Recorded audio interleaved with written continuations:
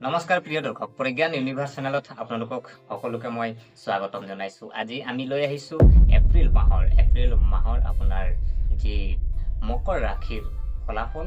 গতিকে আজি আমি এই মকৰ ৰাশিৰ কিছু কঢ়িয়াই আনিছে আপোনালোকৰ কাৰণে শুভ বাৰ্তা, আৰু আপোনাৰ এই শুভ বাৰ্তা আপোনাৰ কেৰিয়াৰ, আপোনাৰ ব্যৱসায় সকলো, আজি আপোনাৰ স্বাস্থ্য আপোনাৰ কেনেকা থাকিব, আমি গোটেইখিনি আজি আপোনাৰ বিস্তাৰ সহকাৰে আজি আমি এই ভিডিঅ'ৰ মাজেদি আপোনালোকক মই দেখাবলৈ মই চেষ্টা কৰিম। গতিকে আমি পলম নকৰি আহক আমি ভিডিঅ'ৰ মাজলৈ সোমাই যাওঁ।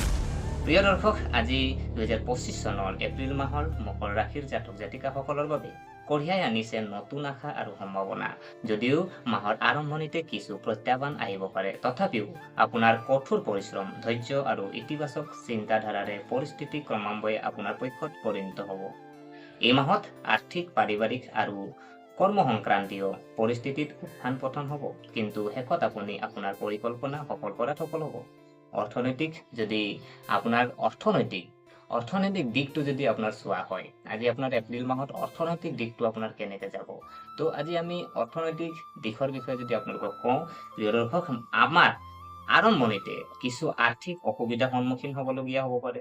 আপোনাৰ পৰিয়ালৰ প্ৰয়োজন, শিশুৰ শিক্ষা বা অন্যান্য দায়িত্বৰ বাবে খৰচ বৃদ্ধি পাব পাৰে। কিছুমান মানুহে ঘৰ মেৰামতি, বাহন ৰক্ষণাবেক্ষণ বা আনৰ প্ৰয়োজনীয় কামতো ধন খৰচ কৰিবলগীয়া হ'ব পাৰে। এই সময়ছোৱাত বাজেট ভাৰসাম্য ৰক্ষা কৰাত প্ৰয়োজনীয় হ'ব, যাতে অপ্ৰয়োজনীয় আৰ্থিক চাপ নহয়। মাহৰ মাজভাগত আপোনাৰ ব্যৱসায়ৰ লগত জড়িত আজি জাতক জাতিকাসকলে বজাৰত মদামবস্থাৰ সন্মুখীন হ'বলগীয়া হ'ব পাৰে, আৰু পাইকাৰী বিক্ৰেতাসকলৰ বাবে লাভ কৰাটো প্ৰত্যাহ্বান জনক হ'ব পাৰে, কিন্তু ধৈৰ্য ধৰিব। এই সময়ত বিনিয়োগ কৰাৰ সময়ত সাৱধান হওক আৰু চিন্তা নকৰাকৈ কোনো ডাঙৰ সিদ্ধান্ত গ্ৰহণ নকৰিব। মাহটোৰ দ্বিতীয়াৰ্ধত পৰিস্থিতি উন্নত হ'ব, আয় বৃদ্ধি সংকেত, যাৰ ফলত অৰ্থনৈতিক পৰিস্থিতি শক্তিশালী হ'ব। এই সময়ত নিয়োজিত যিসকল জাতক জাতিকা আছে, পদোন্নতি বা দৰমহা বৃদ্ধিৰ ভাল খবৰ পাব পাৰে। প্ৰিয় দৰ্শক, আমি যদি আপোনাৰ কেৰিয়াৰ বা আপোনাৰ যদি ব্যৱসায়, আপুনি ব্যৱসায়ত জড়িত আছে বা আপোনাৰ চাকৰিত জড়িত আছে, আজি আমি এই কেনেকে আপোনাৰ এই ফলাফল হ'ব, আজি আমি এপ্ৰিল মাহত, গতিকে আমি জানো আহকচোন যে কেৰিয়াৰৰ ক্ষেত্ৰত এই মাহটো মিশ্ৰিত হ'ব, আৰু মাহৰ আৰম্ভণিতে কৰ্মক্ষেত্ৰত বিৰোধী প্ৰতি আপুনি সতৰ্ক হোৱাটো প্ৰয়োজন হ'ব। আপোনাৰ প্ৰতিদ্বন্দ্বীসকলে আপোনাৰ ভাৱমূৰ্তিৰ ক্ষতি কৰিবলৈ চেষ্টা কৰিব পাৰে, গতিকে আপোনাৰ আচৰণ আৰু কৰ্মশৈলীত সাৱধান হওক। কোনো বিতৰ্ক বা ৰাজনীতিত জড়িত হোৱাৰ পৰা আপুনি বিৰত থাকক, নহ'লে আপোনাৰ সুনাম ক্ষতিগ্ৰস্ত হ'ব পাৰে।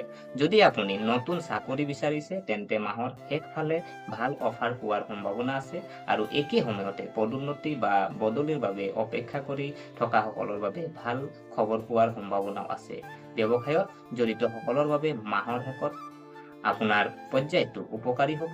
এই সময়ছোৱাত আপোনাৰ ব্যৱসায় বৃদ্ধি পাব আৰু বাকী থকা কাম সম্পূৰ্ণ হ'ব। প্ৰিয় দৰ্শক, আজি আমি যদি আপোনাৰ পাৰিবাৰিক জীৱন আৰু আপোনাৰ পাৰিবাৰিক যদি সম্পৰ্ক আপোনাৰ যদি চোৱা হয়, আজি আহক আমি পাৰিবাৰিক জীৱনো আপোনাৰ এই মাহটো কেনেকে যাব, আমি তাৰ ওপৰত আমি আলোচনা কৰিম। প্ৰিয় দৰ্শক, আজি পৰিয়ালৰ দৃষ্টিকোণৰ পৰা এই মাহটো সুখ হ'ব, আৰু মাহৰ প্ৰথমাৰ্ধত পাৰিবাৰিক আপোনাৰ কিছু পাৰ্থক্য থাকিব পাৰে, কিন্তু দ্বিতীয়াৰ্ধত পৰিস্থিতিৰ উন্নতি হ'ব আৰু আপুনি পৰিয়ালৰ সদস্যৰ পৰা সমৰ্থন পাব, যাৰ ফলত যিকোনো ডাঙৰ সিদ্ধান্ত লোৱাত সহজ হ'ব, আৰু আপুনি আপোনাৰ পিতৃ মাতৃৰ পৰা আশীৰ্বাদ লাভ কৰিব, আৰু তেওঁলোকৰ পৰামৰ্শৰ দ্বাৰা আপুনি আপোনাৰ কামত সফল হ'ব।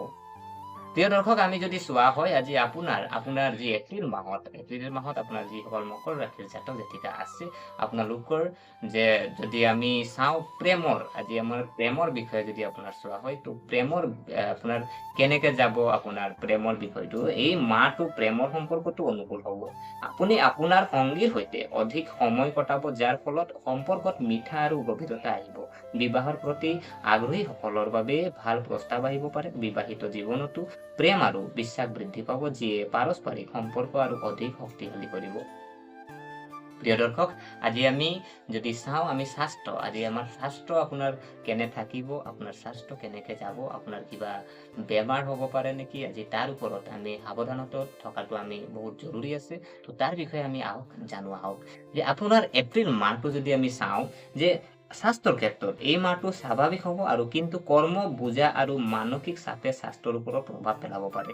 এই সময়ছোৱাত মূৰ বিষ, আপোনাৰ ভাগৰ বা অনিদ্ৰা আদি সমস্যাৰ সৃষ্টি হ'ব পাৰে। মানসিক শান্তিৰ বাবে ধ্যান, যোগ আৰু প্ৰাণায়ামৰ অভ্যাস কৰক আৰু স্বাস্থ্যসন্মত খাদ্য আপুনি নিয়মীয়া কৰি আপুনি ল'ব আৰু আপোনাৰ আপোনাৰ যদি চোৱা হয় যে আপোনাৰ আহ কিছু আপোনাৰ নিয়মীয়া ৰুটিন গ্ৰহণ কৰি আপুনি উন্নত স্বাস্থ্য আপুনি বজাই ৰাখিব পাৰে আৰু যদি আপুনি এই মাহত আপোনাৰ যিখিনি অসুবিধা হ'ব বা আপোনাৰ যিখিনি গ্ৰহ দুখ আছে সেইখিনি নিবাৰণৰ কাৰণে আপুনি কি কৰিব?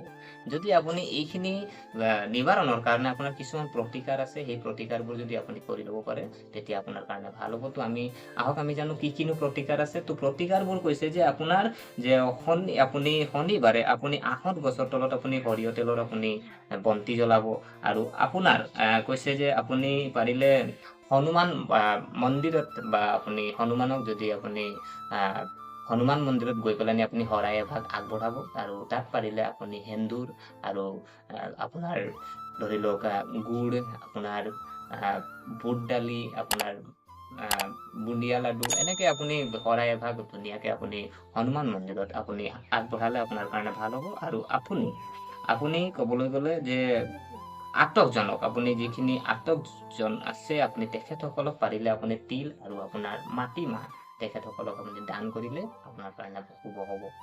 প্ৰিয় দৰ্শক, আশা কৰিলোঁ আপোনালোকে এই ভিডিঅ'ত আপোনালোকক মই যিমান পাৰিলোঁ আপোনাৰ এপ্ৰিল মাহৰ বিষয়ে আপোনালোকক ক'বলৈ মই চেষ্টা কৰিলোঁ। গতিকে আশা কৰোঁ আপোনালোকে ভিডিঅ'টো চাই ভাল পালে।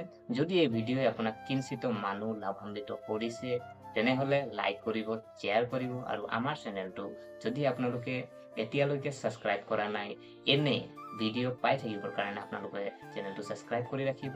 আৰু আজিলৈ ইমানেই। গতিকে সকলোকে ধন্যবাদ জ্ঞাপন কৰি মই বিদায় মাগিলোঁ।